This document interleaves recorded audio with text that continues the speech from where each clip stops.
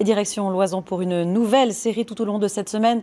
Nous allons nous intéresser à la petite station de Eauze qui fête cette année ses 30 ans pour le premier volet de cette série.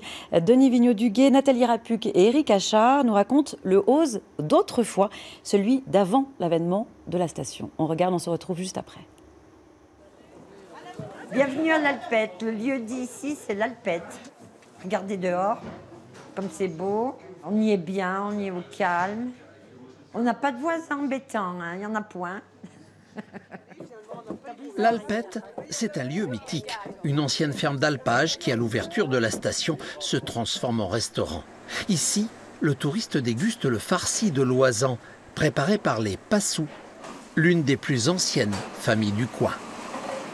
C'est que des légumes du jardin. Donc c'est pour ça qu'en Loizan, il y a plusieurs sortes de farcis. C'était vraiment un plat de famille.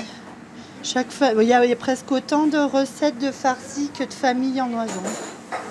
Pour connaître un pays, il faut découvrir sa cuisine, car elle vous raconte tout. Les traditions de la montagne et la vie des gens qui l'habitent. Les farcis en boule, c'était surtout le dimanche. Elles allaient à la messe et quand elles revenaient, c'était cuit. Pour moi, c'est une cuisine qui est dans mon cœur et c'est obligé pour moi que je mette la touche familiale, même dans des recettes traditionnelles. Moi, quand je fais des farcis, je pense à ma grand-mère, je pense à ma mère, à mes grands-mères plutôt, qui étaient d'excellentes cuisinières et c'est elles qui nous ont appris le goût du bien manger. Bien que totalement réaménagé, le restaurant conserve son âme d'antan. Tout ici rappelle cette époque pas si lointaine où l'on prenait le temps de vivre. C'était exactement comme ça. Il y avait d'un côté la petite cuisine, la pièce de vie et les tables à côté. Mon mari gambadait ici, il pêchait dans le ruisseau juste à côté. Il gardait les vaches, les chèvres, les moutons. Pour leur travail, c'était que le beau temps, le mauvais temps, les saisons, le printemps, l'automne, enfin. Maintenant, on ne sait pas, on cherche, on cherche. Tout allait bien, ou presque, car petit à petit, ce territoire rural voit partir ses enfants à la ville. À la fin des années 70, la situation devient critique. La commune décide alors de créer une station de ski grâce à la manne financière générée par les barrages que EDF vient d'implanter sur l'eau d'Olle.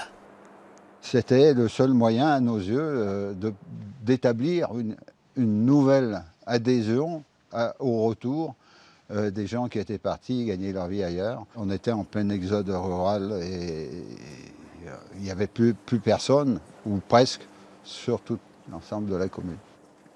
La population se montre enthousiaste. Pour les Passous, c'est le signal. L'heure est venue pour Martine et son mari de monter passer l'hiver à l'Alpette. Quand l'idée est venue de faire la station d'Eauze, il est monté en chenillette et il n'a pas trouvé son chalet tellement il y avait de la neige. On a été le premier restaurant d'altitude à ouvrir de ce côté, en 89. Voilà, le moment est venu de quitter Anne-Marie et sa maman Martine. Pour le second volet de cette série, nous verrons comment en 30 ans la petite commune de Eauze est devenue une station de renommée internationale.